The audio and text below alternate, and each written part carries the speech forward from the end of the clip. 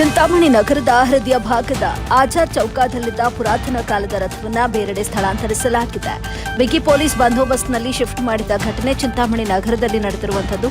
ಸುಮಾರು ದಿನಗಳಿಂದ ಚಿಂತಾಮಣಿ ನಗರದ ಆಜಾದ್ ಚೌಕದಲ್ಲಿದ್ದಂಥ ಪುರಾತನ ಕಾಲದ ರಥವನ್ನು ಚಿಕ್ಕಬಳ್ಳಾಪುರ ಜಿಲ್ಲೆಯ ಉಪವಿಭಾಗಾಧಿಕಾರಿ ಅಶ್ವಿನ್, ತಹಶೀಲ್ದಾರ್ ಸುದರ್ಶನ್ ಯಾದವ್, ಚಿಂತಾಮಣಿ ಉಪವಿಭಾಗದ ಡಿವೈಎಸ್ಪಿ ಮುರಳೀಧರ್, ನಗರಸಭೆ ಪೌರಾಯುಕ್ತ ಜಿಎನ್ ಚಲಪತಿ, ಚಿಂತಾಮಣಿಯ ಬೆಸ್ಕಾಂ ಅಧಿಕಾರಿ ಶಿವಶಂಕರ್ ರೆಡ್ಡಿ ನೇತೃತ್ವದಲ್ಲಿ ನಗರದ ಆಜಾದ್ ಚೌಕದಲ್ಲಿದ್ದ ಹರಿಹರೇಶ್ವರ ದೇವಸ್ಥಾನದ ಮುಂಭಾಗದಲ್ಲಿದ್ದಂಥ ಪುರಾತನ ಕಾಲದ ರಥ ಪುನರ್ ಡೈಮಂಡ್ ಟಾಕೀಸ್ ರಸ್ತೆಯಲ್ಲಿರುವ ಅದೇ ಜಾಗದಲ್ಲಿ ಸ್ಥಳಾಂತರ ಮಾಡಲಾಯಿತು. ಸುಮಾರು ದಿನಗಳಿಂದ ರಥವನ್ನು ಬೇರೆಡೆ ಸ್ಥಳಾಂತರ ಮಾಡಬೇಕು ಅಂತ ಅಧಿಕಾರಿಗಳು ಪ್ಲಾನ್ ಮಾಡಿಕೊಂಡಿದ್ರು. ಬೆಳಗ್ಗೆ ಜನರು ನಿದ್ದೆಯಿಂದ ಎದ್ದೇಳುವ ಮುಂಚೆಯೇ ಪೊಲೀಸ್ ಸೂಕ್ತ ಬಂದೋಬಸ್ತ್ನಲ್ಲಿ ರಥವನ್ನು ಬೇರೆಡೆ ಸ್ಥಳಾಂತರ ಮಾಡಲಾಯಿತು.